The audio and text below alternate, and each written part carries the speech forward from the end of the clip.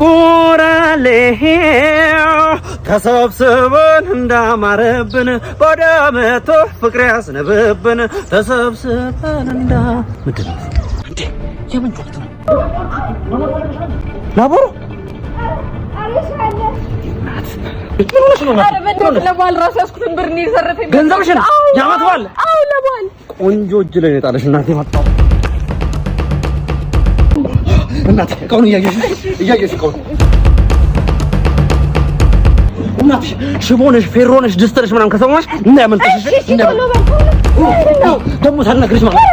አመለጠኩ